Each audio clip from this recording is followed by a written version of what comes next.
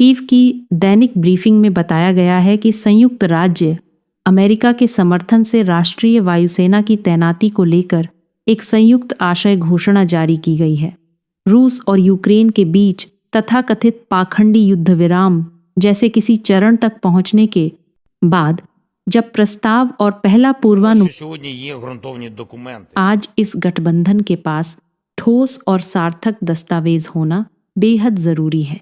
ये सिर्फ शब्द नहीं है, इन दस्तावेजों में वास्तविक और ठोस सामग्री शामिल है। गठबंधन के सभी देशों की एक संयुक्त घोषणा मौजूद है। साथ ही फ्रांस, यूनाइटेड किंगडम और यूक्रेन के बीच एक द्विपक्षीय घोषणा भी है। इन दस्तावेजों का अस्तित्व इस बात का संकेत है कि इस समस्या को गंभीरता से लिया जा रहा है और स्वयंसेवी गठबंधन वास्तविक सुरक्षा के लिए काम कर रहा है। रूस द्वारा आक्रमण शुरू किए जाने के लगभग 4 साल बाद हस्ताक्षरित इस दस्तावेज में वर्तमान स्थिति की निगरानी के तंत्र भी शामिल हैं। यह व्यवस्था संयुक्त राज्य अमेरिका के नेतृत्व वाली रणनीति से जुड़ी है और इसमें फ्रांसीसी राष्ट्रपति इमैनुएल मैक्रों की भूमिका का भी उल्लेख है। ये सुरक्षा गारंटियां बेहद अहम हैं ताकि कोई अस्थिर या अव्यवस्थित शांति समझौता यूक्रेन की आत्मसमर्पण के रूप में ना देखा जाए और भविष्य में यूक्रेन के लिए कोई नई धमकी पैदा ना करे।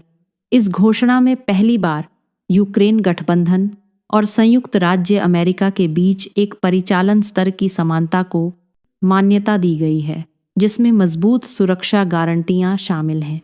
इसके अलावा यदि भविष्य में रूस की ओर से कोई और हमला होता है तो उसके लिए एकजुटता और हस्तक्षेप की व्यवस्थाओं पर भी विचार किया गया है। हालांकि इसमें अमेरिका किस हद तक शामिल होगा यह अभी स्पष्ट नहीं है। हम मानते हैं कि सुरक्षा प्रोटोकॉल का अधिकांश काम पूरा हो चुका है, जो यूक्रेन की जनता के लिए बेहद महत्वपूर्ण है।